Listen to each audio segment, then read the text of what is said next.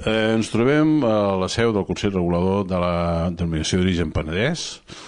Avui farem una entrevista amb el senyor Josep Ribas, director d'aquest estament, per conèixer una mica elements de futur que sembla que estan de forma molt decidida a tirar endavant després de la presentació del que ha sigut el nou logotip i d'altres accions que ens explicaran.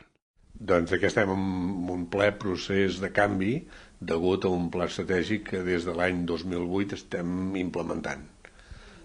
Què ens diu aquest pla estratègic? Suposo que voleu saber. Doncs el pla estratègic ens ve a recomanar.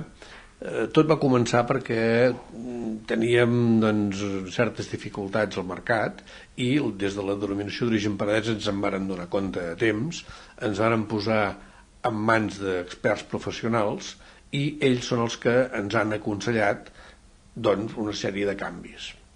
Un pla estratègic sempre comporta canvis a fora i canvis externs i canvis interns. Què fem de cara a fora? Doncs canviar el logo, canviar l'orientació de cap on va la denominació d'origen perquè es pugui visualitzar i el consumidor vegi que realment hi ha hagut un canvi.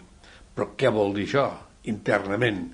Doncs el pla estratègic ens recomana amb 4 fronts diversos, sobretot potenciar la diferenciació que podem tenir amb altres vins. És a dir, per què els vins del Penedès, que són bons ja ho sabem, però amb què són diferents?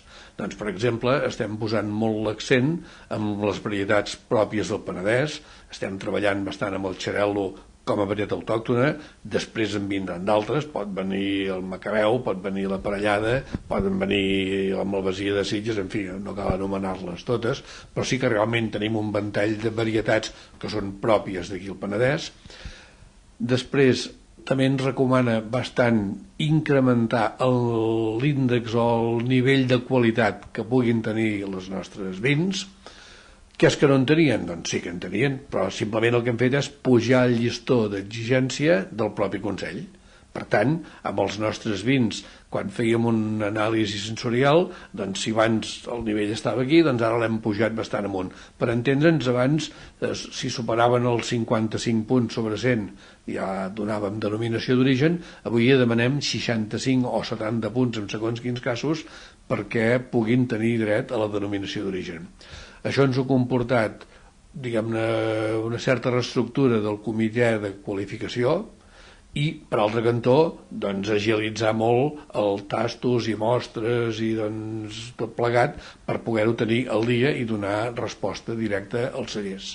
Un altre dels temes que ens recomana el pla estratègic és fer una clara diferenciació de la superfície de vinya dedicada a raïm per fer vi o bé a raïm per fer cava.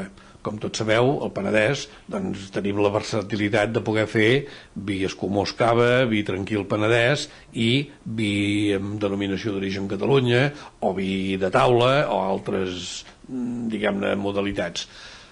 Per tant, el primer que ens recomana el pla estratègic és separar des de l'origen, des de la vinya, les parcel·les que es dedicaran pràcticament o totalment a fer raïm perquè després pugui ser vi amb denominació d'origen penedès. Què tenen de diferent? Doncs sobretot tindran uns paràmetres que el propi reglament exigeix de graduació mínima i rendiment màxim que són diferents d'altres denominacions. Per exemple, amb denominació d'origen penedès, el rendiment del raïm blanc el tenim entre algunes varietats a 9.000 quilos i d'altres a 12, però per exemple el matxarel·lo estem baixant-ho entre 9 i 10.000 i en canvi altres denominacions el tenen a 12 o 15, molt més alt.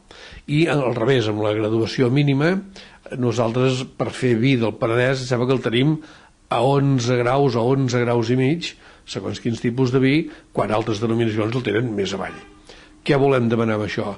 Doncs que el vi sigui madur, que el vi estigui estructurat, que estigui ben equilibrat doncs hi ha aquest vi que era madur entre acidesa i grau potencial, i sobretot que tingui estructura de polifenols.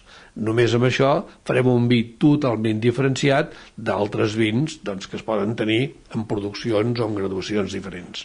Per tant, el que ens recomana el pla estratègic és diferenciar des de la superfície de vinya, des de la inscripció, saber si una vinya es destinarà a produir raïm per fer vi del Penedès o per altres usos. Això ens comporta haver-ho d'explicar, haver de fer molta pedagogia amb els nostres viticultors, donada la gran confusió o la gran diversitat que ens dona la pròpia legislació.